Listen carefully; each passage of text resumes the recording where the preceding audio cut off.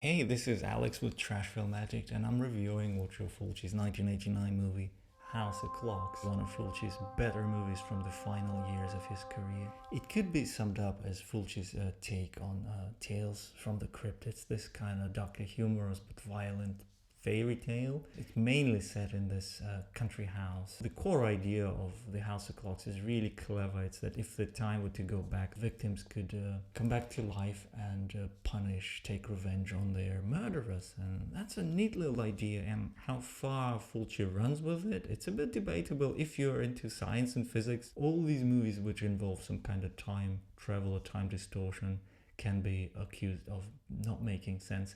But Fulci movies don't make sense at best of times anyway when it comes to his gore horror movies. So House of Clocks is really good in that it offers an original idea and it has enough style to sustain the movie for the 80 minutes that it runs. It's a pretty cheap movie, but for a TV production, it's made on 16mm. It looks lavish. The cinematographer, Nino Celeste, he does a great job with wide angles and some clever compositions to make this film look as sweet as possible. Interesting use of colored gels. It's really quality. Coming from 1989, a lot of the movies from the time looked like shit. They looked like really boring TV productions.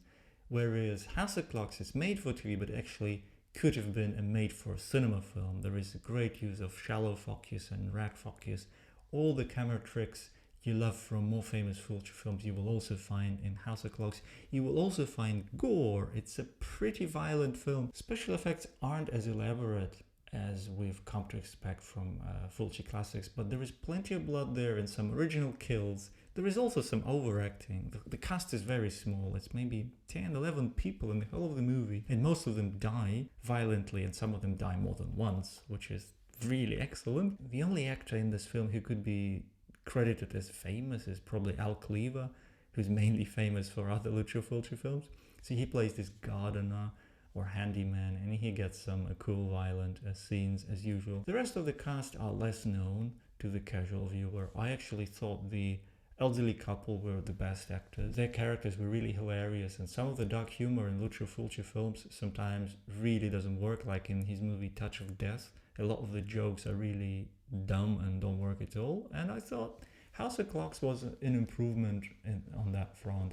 It had some jokes which worked and some jokes which were a bit meh. I really enjoyed House of Clocks. Considering it comes from a troubled time in Fulci's life, it's an excellent achievement. It's part of this TV movie series called Houses of Doom. Fulci made 2 movies and Umberto Lenzi made other 2 movies. Of the 4 movies, House of Clocks is hands down the most enjoyable one. Anyone could appreciate it without being a hardcore Italian movie buff. It's just a decent movie. Okay, dubbing isn't very good. English dubbing is dodgy as hell. You kind of get over it. There is so much to enjoy in this film that I think the pros far outweigh the film's shortcomings, which are budget related. Do I recommend House of Clocks? Clearly I do. It's a clever idea, for the most part well established. Sadly, acting is variable, especially in the finale when the clocks go really crazy. The time starts getting more and more warped.